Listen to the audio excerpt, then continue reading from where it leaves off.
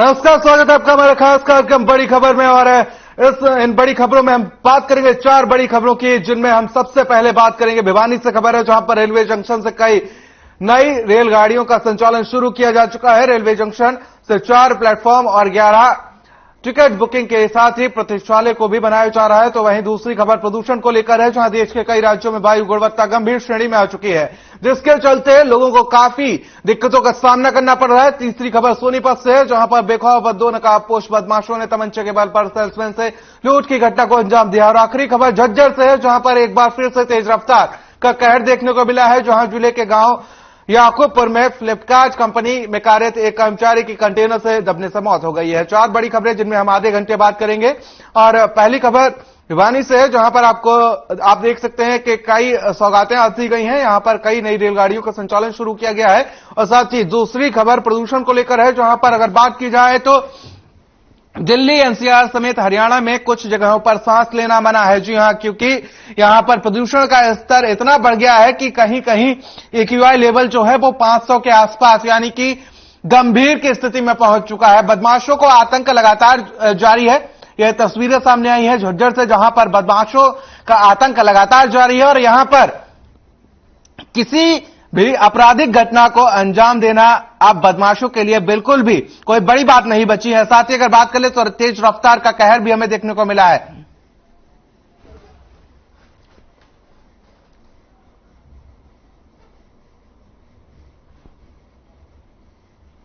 चलिए, भिवानी में railway junction से नई रेलगाड़ियों का संचालन शुरू किया जा चुका है, जिसके बाद अब सिटी रेलवे स्टेशन का विस्तार किया जा रहा है। भिवानी रेलवे जंक्शन में 4 प्लेटफॉर्म और 11 टिकट बुकिंग के साथ ही प्रतीक्षालय को बनाया जा रहा है। और इसके निर्माण में करीब 4.5 करोड़ रुपए की लागत आएगी। इसका काम मार्च 2023 तक पूरा होने की संभावना है। रेलवे स्टेशन में किए जा रहे विकास कार्यों से लोगों को काफी फायदा होगा।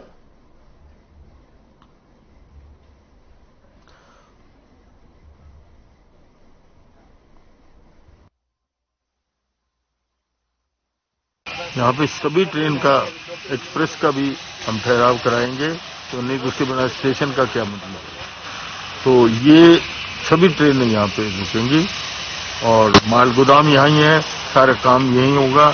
वहाँ का माल गोदाम के लिए हमने वो दिया है, ये बात आप नोट, वहाँ जो माल गोदाम है और जो प्लेटफार्म के आगे जो खाली जगह पड़ी है, वहाँ पे एक दीवार बना के वहाँ पे एक विंडो और दरवाजा बनाया जाए और वहाँ पे बुकिंग के लिए रिक्वेस्ट की है। और संवाददाता दीपक हमारे साथ तमाम अपडेट्स और जानकारी के साथ जुड़ चुके हैं। दीपक, क्या कुछ तमाम अपडेट और जानकारी आपके पास, क्योंकि जिस तरीके से देखा जाए तो भिवानी में रेल ने अपना विस्तार कर दिया और यहां पर एक बड़ी सौगात जरूर दी गई है। बिल्कुल, आपको बता दूं कि भिवानी जो कि जो है जहां पर जो है सिटी रेलवे स्टेशन उसका विस्तार किया जा रहा है, जिसके लिए जो है तमाम तैयारियां जो है वो चल रही है। मार्च 2023 तक ये जो है स्टेशन तैयार हो जाएगा। 14 नवंबर को एनडब्ल्यूआर बोर्ड की जो मीटिंग भी होगी। आपको बता दें कि लंबे रूटों की जो रेलगाड़ियां हैं वो इस स्टेशन के ऊपर रुकेंगी भी सही। और साथ ही आपको बता दूं करीबन 4.5 करोड़ रुपए की लागत है। बिल्डिंग में 4 प्लेटफार्म जो है वो तैयार किए जा रहे हैं और रेल यात्रियों को काफी सुविधा मिलने वाली है। और ये सिटी रेलवे स्टेशन के ऊपर इसका जो सारा विस्तार है वो फिलहाल जो है किया जा रहा है, इस पर काम नहीं चल रहा है।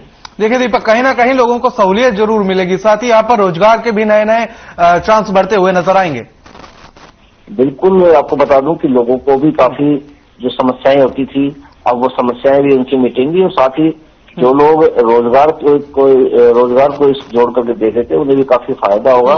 और भिवानी का जो ये सिटी स्टेशन है ये काफी अब जो बनकर के तैयार भी हो चुका है और 2023 तक, मार्च 2023 तक ये बनकर बिल्कुल तैयार हो जाएगा। लोगों को काफी फायदा जो है होने वाला है।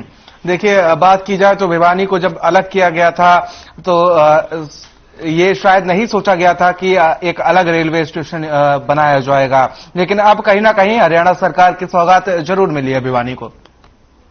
बिल्कुल, रेलवे विभाग की घोषणा है। रेलवे विभाग की घोषणा के बाद उत्तर पश्चिम रेलवे बोर्ड के सलाहकार प्रीतम अग्रवाल जो है वह भिवानी पहुंचे थे। उन्होंने सारी जानकारी देते हुए बताया उनका कि टिकट जो बुकिंग हॉल है वो भी, उसके 11 कमरे भी बनेंगे। और साथ ही आपको बता दूं कि ये 4 यहाँ पर जो है 4.5 करोड़ रुपए की लागत से जो है इसे बनाया जा रहा है। देखिए दीपक जी, बात की जाए तो लोगों का इसमें किस तरीके से रिएक्शन रहा है, क्योंकि जो जिले के लोग हैं उनको अब कहीं ना कहीं सहूलियत मिलेगी। अगर उन्हें आस पड़ोस उन्हें कहीं जाना होता था तो वो उन्हें या तो रेलवे की सुविधाओं के लिए उन्हें हिसार जाना पड़ता था या हिसार जाना पड़ता था, अगर उन्हें कहीं दूर जाना पड़ता था, क्योंकि मुझे लगता है कि आज सबसे नियरेस्ट स्टेशन हिसार ही होगा।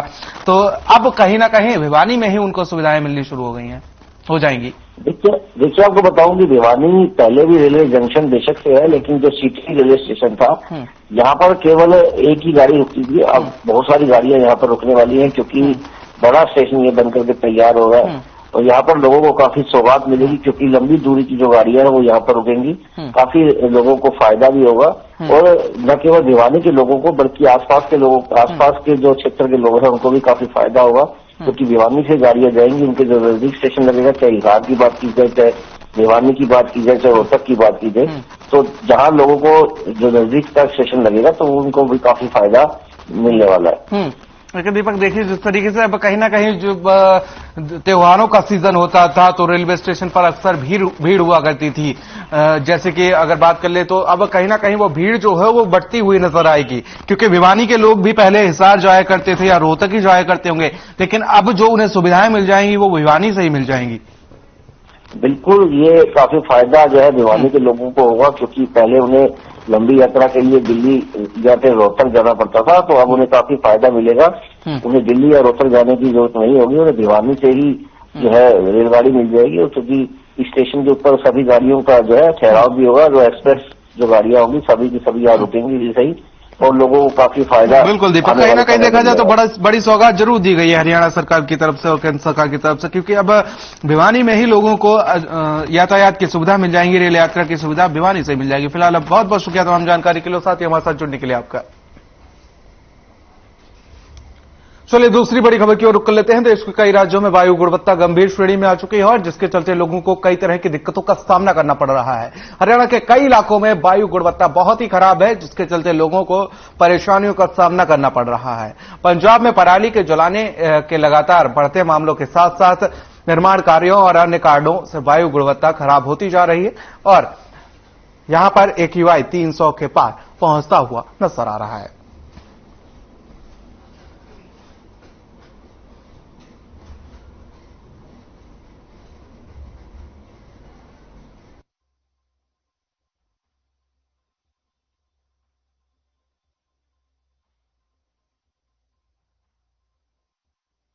खबर है जहां पर देख सकते हैं किस तरीके से पराली जलाने की तस्वीरें सामने आई हैं और साथ ही यहां पर प्रशासनिक अधिकारी पराली को बुझाते हुए भी नजर आ रहे हैं और जिसके चलते आपको बता दें कि प्रदूषण के चलते दिल्ली NCR में दम घुटता हुआ लोगों का नजर आ रहा है। तस्वीरें सामने आई हैं, कहीं ना कहीं प्रदूषण लगातार बढ़ता हुआ नजर आ रहा है और जिसके चलते कई जिले ऐसे हैं हरियाणा के जहां पर बहुत खराब श्रेणी में AQI पहुंचता नजर आ रहा है और कई शहरों में जो AQI है वो 500 के आसपास पहुंच चुका है।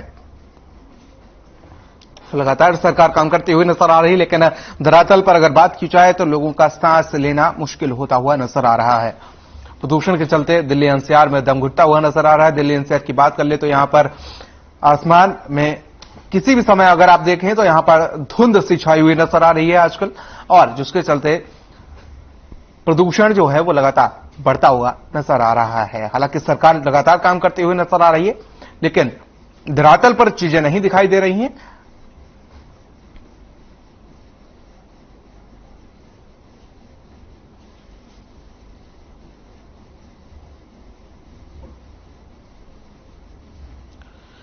तो कई जिलों की बात कर ले तो बहुत खराब श्रेणी में वायु गुणवत्ता पहुंच चुकी है।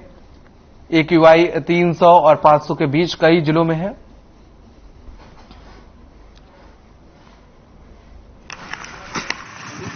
ये यमुनानगर जिला जो है वो हरियाणा के हिमालय की तलहटी में जिला है। ये यहाँ तो पोल्यूशन बिल्कुल नहीं होना चाहिए।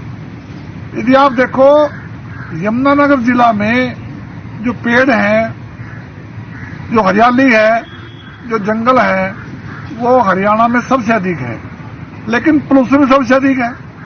इसका मुख्य कारण ये है कि हजारों करोड़ रुपए पोल्यूशन को खत्म करने के नाम पे आज तक खर्च हो चुके हैं। जैसे कि अभी ये रोड चौड़ी हुई है, साइडों में लगे जो पेड़ पौधे थे वो सब उखाड़ दिए गए हैं, रोड चौड़ी कर दी गई है और पेड़ों की वजह से पोल्यूशन कम होता है, पोल्यूशन कंट्रोल करके रखते हैं, पेड़ ही काट दिए जाते हैं और पीछे भी देखे कहीं कोई रोड बढ़ रही, कोई कुछ बढ़ रही, अब ये पोल्यूशन बढ़ते ही जा रहा है जैसे ना, इसी कारण ये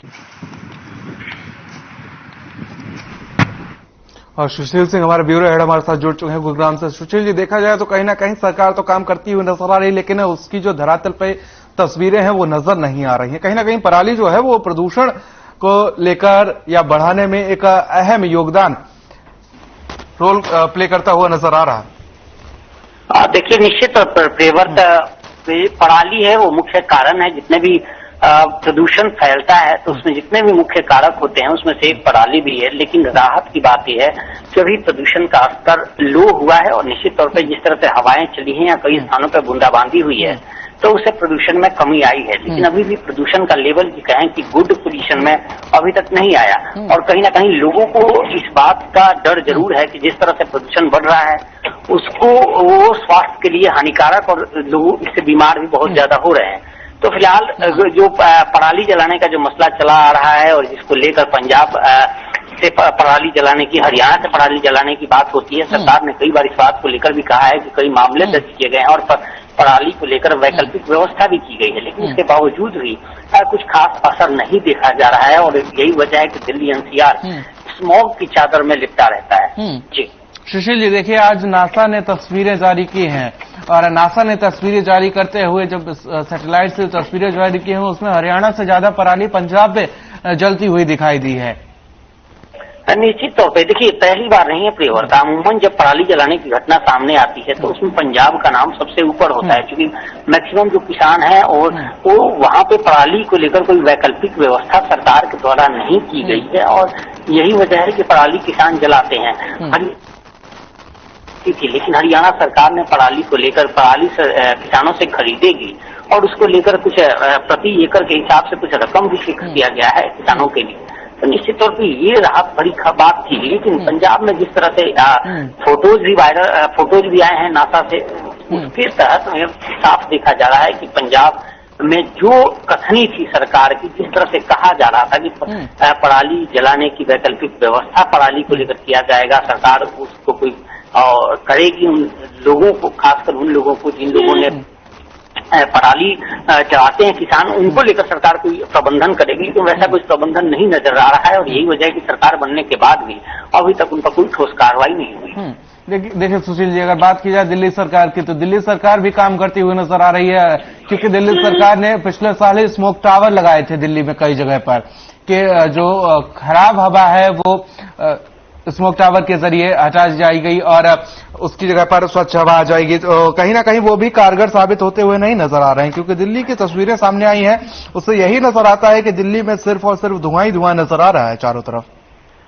देखिए, निश्चित तौर पर दिल्ली सरकार पर जब स्मोक टावर लग रहा था, मुझे याद है उस वक्त सरकार पर सबसे ज्यादा तीखे हमले हुए थे। विपक्ष ने तमाम केजरीवाल सरकार पर आरोप लगाया था और लगाने के पीछे रीजन यही था कि सरकार उन स्मोक टावर्स लगाने को लेकर उन लोगों से मिली हुई है और जो वैकल्पिक सरकार को व्यवस्था करना था वो नहीं कर पाई और इस तरह से टावर लगाकर कहीं ना कहीं पैसा की जो पब्लिक का जो पैसा है उसको जाया कर रही है, उसमें कमीशनखोरी की जा रही है और वो एक विकल्प के रूप में देखा जा रहा था कि कहीं ना कहीं स्मोक से राहत मिलेगा, लेकिन उसका कुछ खास असर नहीं हुआ। ये नेचुरल सी चीज है और जो सरकार को करना चाहिए पेड़ पौधों का संरक्षण या ऐसी कंपनियों को जो प्रदूषण फैलाते हैं या फिर ट्रैफिक की व्यवस्था की, चूंकि ये तमाम ऐसे कारण हैं जो कहीं ना कहीं प्रदूषण को बढ़ाते हैं, उस पर कोई ठोस काम नहीं हुआ और यही वजह है कि आज प्रदूषण का स्तर। सुशील जी, देखिए आह्वान लोगों से यहां तक कि प्रदूषण का स्तर पहुंच गया कि लोगों से आह्वान करना पड़ा कि अगर जरूरी काम हो तभी आप घरों से बाहर निकलिए, वरना आप घरों से बाहर मत निकलिए। कोरोना काल जैसी हालत हो चुकी है लोगों की, स्कूल बंद कर दिए जाते हैं बच्चों के, लोगों से आह्वान किया जाता है कि आप वर्क फ्रॉम होम ले लीजिए, सरकारें कुछ करती हुई नहीं नजर आ रही हैं।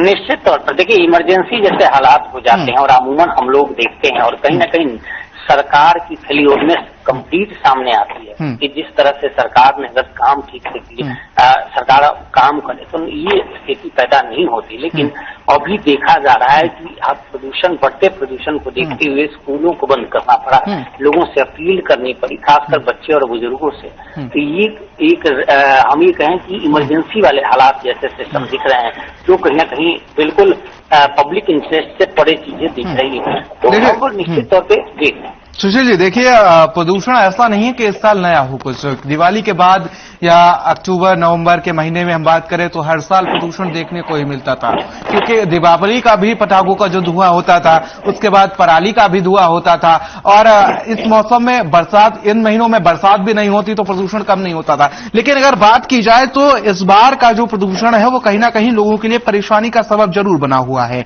क्योंकि लोग कोरोना काल से गुजर के आए हैं, और कोरोना काल के बाद लोग जो जीवित बचे हैं, कहीं ना कहीं उनकी इम्यूनिटी जरूर कम हो गई है।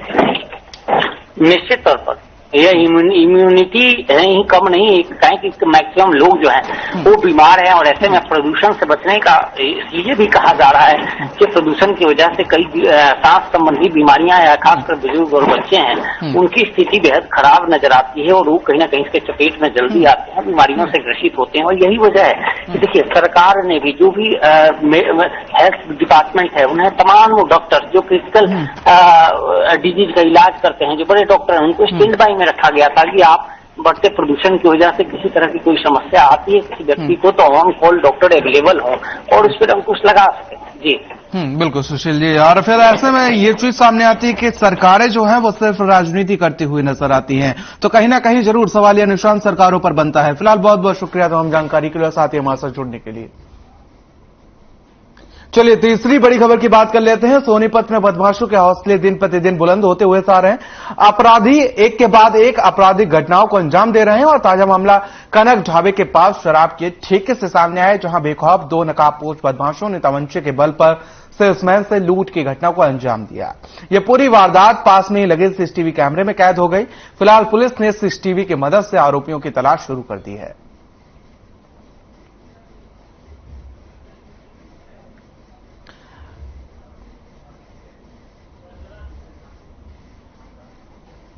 तो सोनीपत में लगातार अपराधियों के जो हौसले हैं वो बुलंद नजर आ रहे हैं, और ऐसे में साफ तौर पर कहा जा सकता है या तो पुलिस का जरा भी खौफ नहीं रह गया है, और या बात करें तो बदमाशों के हौसले बुलंद नजर आ रहे हैं। सोनीपत से हमारे संवाददाता लाजपत हमारे साथ जुड़ चुके हैं। लाजपत, देखिए जिस तरीके से ये वारदात बैक टू बैक सामने आई है, कहीं ना कहीं यही कहना होगा कि पुलिस का जरा भी खौफ बदमाशों के अंदर नहीं नजर आ रहा है। तो बिल्कुल देखिए, जिला सोनीपत में पंचायती चुनाव का कुछ ही समय बचा है, और पंचायती चुनाव से पहले ही काफी बड़ी वारदात है। इसकी बड़ी लेकिन इस शराब के ठेके पर लूट हुई है, तो ये कहीं ना कहीं साफ दिखाई देता है, कहीं ना कहीं अनदेखी करता है, जिसका कहीं ना कहीं बात को फायदा होता है। देश का सबसे बड़ा हाईवे और सबसे बड़ी फेमस जगह है, जहाँ मुख्तल के ढाबे हैं, जहाँ पर लोग काफी भीड़ रहती है, लेकिन अगर इस तरह की वारदात होती है, काफी बड़ी वारदात शराब के ठेके पर तो इससे काफी बड़ी एक यही बात सामने आती है कि आखिर अगर पंचायती चुनाव है तो कितनी पैनी नजर प्रशासन की है, ये कहीं ना कहीं सवाल निशान खड़े होते हैं।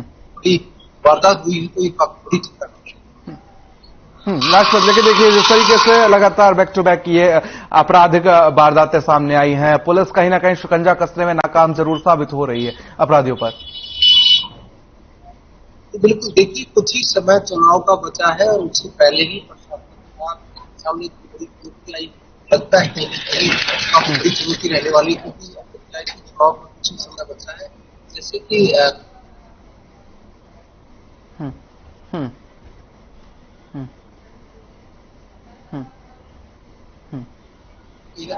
बिल्कुल लाजपत, आप नजर बनाए रखिएगा, तमाम अपडेट्स और जानकारी हम आपसे लेते रहेंगे। फिलहाल बहुत बहुत शुक्रिया तमाम जानकारी के लिए, और साथ ही हमारे साथ जुड़ने के लिए। चलिए अगली खबर की ओर रुख करेंगे। झज्जर में एक बार फिर से तेज रफ्तार का कहर देखने को मिला है, जहां जिले के गांव याकूपुर में फ्लिपकार्ट कंपनी में कार्यरत एक कर्मचारी की कंटेनर से दबने से मौत हो गई। मिली जानकारी के मुताबिक मृतक युवक अपनी बाइक से कंपनी में प्रवेश कर रहा था, जहां पर एक बेकाबू कंटेनर ने टक्कर मार दी, जिसके बाद युवक की मौके पर ही मौत हो गई। वहीं मामले की जानकारी मिलते ही मौके पर पहुंची पुलिस ने मामला दर्ज कर जांच शुरू कर दी है।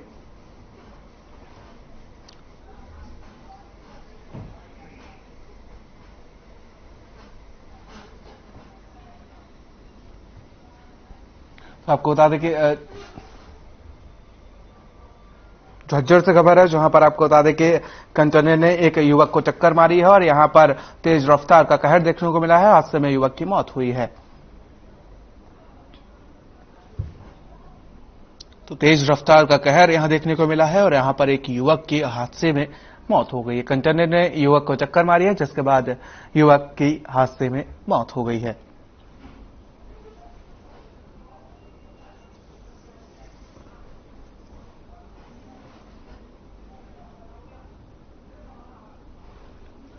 तो झज्जर से ये खबर सामने आई, जहां पर आपको बता दें कि तेज रफ्तार का कहर देखने को मिला है। फ्लिपकार्ट कंपनी में कार्यरत एक युवक कंपनी में प्रवेश कर रहा था। इस दौरान तेज रफ्तार एक कंटेनर ने युवक को टक्कर मार दी और जिससे उसकी मौत हो गई। फिलहाल पुलिस मामले की जांच पड़ताल में जुटी हुई है।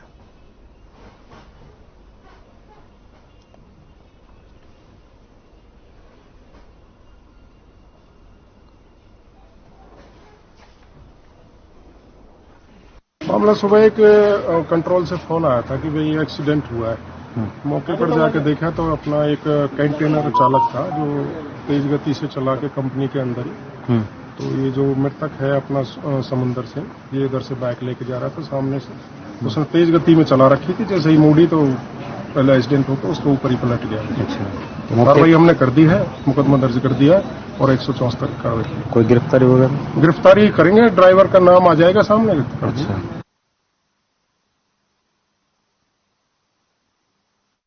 इधर से खबर है, जहां पर आपको बता दें कि हादसे में युवक की मौत हुई है। फ्लिपकार्ट कंपनी में ये युवक कार्यरत था और आपको बता दें कि बाइक सवार था और इस पर आपको बता दें कि युवक कंपनी में प्रवेश कर रहा था और इस दौरान आपको बता दें कि कंटेनर ने टक्कर मार दी और ये युवक गंभीर रूप से घायल हो गया, जिसके बाद इसकी मौत हो गई।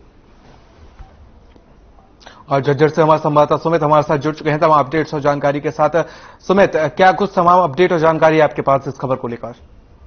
देखिए, आपको बता दें कि आज झज्जर जिले के याकूपुर में सुबह के समय फ्लिपकार्ट कंपनी में कार्यरत कर्मचारी सेंटर नीचे दबने से उसकी मौत हो गई, जिसकी सूचना झज्जर पुलिस को दी गई। पुलिस ने मौके पर पहुंचकर शव को अपने कब्जे में लेकर शव को पोस्टमार्टम कराया गया। वही पुलिस द्वारा बताया गया है कि कंट्रोल रूम से सूचना मिली थी और जिस इतला पर भी पहुंचे वहां पर और जाकर देखा तो टेंटर जो है फ्लिपकार्ट कंपनी में ही तेज गति से आ रहा था और जैसे जो मृतक है सुरेंद्र, उसका भी प्रवेश करना हुआ था और एकदम अचानक जो है टेंटर का संतुलन बिगड़ गया और सुरेंद्र के ऊपर जा गिरा टेंटर और पलटने से सुरेंद्र नीचे ही दब गया और जिसको शव को अपने कब्जे में लेकर पोस्टमार्टम झज्जर कराया गया। फिलहाल जो है पुलिस द्वारा टेंटर चालक के खिलाफ विभिन्न धाराओं के तहत मामला भी दर्ज कर लिया है। पुलिस द्वारा बताया गया है कि जल्द ही आरोपी को गिरफ्तार कर लिया जाएगा। परिजनों का इस पूरे मामले में क्या कुछ कहना है?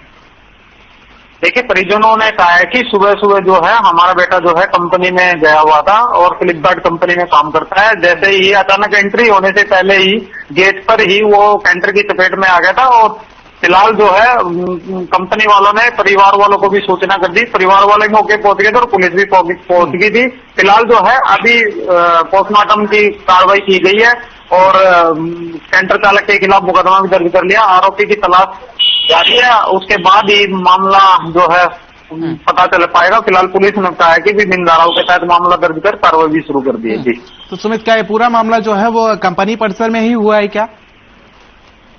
देखिए, आपको बता दें कि सुबह जो है कर्मचारी जो है फ्लिपकार्ट कंपनी में अपने मोटरसाइकिल पर सवार होकर अंदर प्रवेश कर रहा था तो कंपनी के अंदर ही टेंटर था और टेंटर जो है तेज गति से आ रहा था। एकदम संतुलन बिगड़ गया टेंटर का और टेंटर के नीचे दबने से कर्मचारी की मौत होगी। फिलहाल जो है टेंटर चालक जो मौके से फरार हो गया था और पुलिस जो है आरोपी की तलाश कर रही है फिलहाल।